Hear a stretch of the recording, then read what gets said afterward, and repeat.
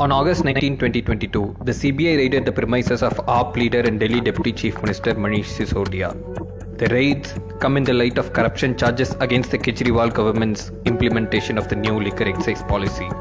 In the FIR charged by CBI, Manish Sisodia has been named as the first accused in the case. So what is this excise policy and how is Sisodia involved in it? Let's have a look. The AAP government in Delhi introduced a new liquor policy in November 2021, claiming it would clean up malpractices and improve customer experience. According to the new liquor policy, the government would pull back from the liquor selling business and allow for private players to take the place. Private vendors were issued licenses under this new policy following a bidding process initiated by the Excise Department headed by Delhi's Deputy Chief Minister Manish Sisodia. 849 liquor vends across the city were divided into 32 zones and awarded to private companies through open bidding. So far so good, right?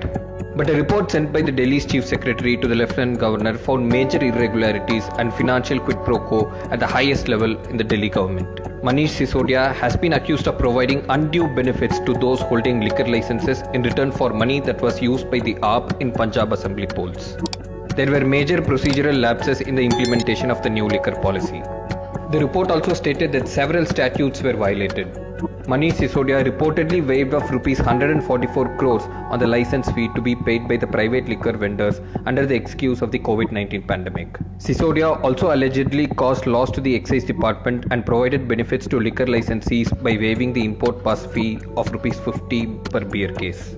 Apart from this, the Kejriwal government decided to open liquor shops in non-conforming areas like unapproved markets in the city.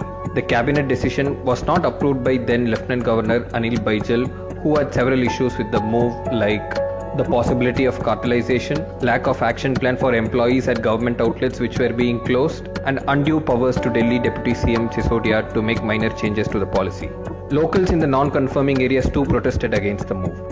To sidestep the issue, the Excise Department allowed additional vents to be opened in conforming areas without taking the approval of the competent authority. Some of the decisions taken by Sisodia were also red flagged by then LG on being taken without the approval of the Delhi cabinet. The illegal decisions taken in the past were attempted to be legalized through a post-facto cabinet decision, which is a violation of laid down rules and procedure. But the most problematic of all is that the policy lowered the age of drinking age from 25 to 21, thus making the youth directionless by promoting alcoholism while also making the city unsafe for women. Based on the Chief Secretary's report, Lieutenant General Vinay Kumar Saxena recommended a probe by the CBI into the matter. Following this, Manish Sisodia withdrew the new liquor policy and reverted to the older policy. Under the CBI probe are at least two payments in crores allegedly made to close associates of Sisodia by one Samir Mahendru, the owner of Indo Spirits, who was one of the liquor traders actively involved in the alleged irregularities in the framing and implementation of the excise policy. The FIR also notes that Sisodia's close associates were actively involved in managing and diverting the undue pecuniary advantage collected from liquor licensees to the accused public servants.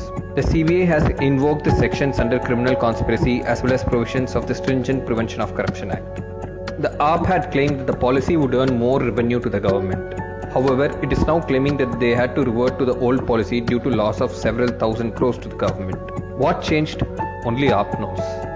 And if the AAP claims that there were no wrongdoings, why did Sisodia withdraw the new policy and revert back to the old one as soon as the CBI probe was announced? Only AAP knows. But Kejriwal knows how liquor scam happens in Delhi.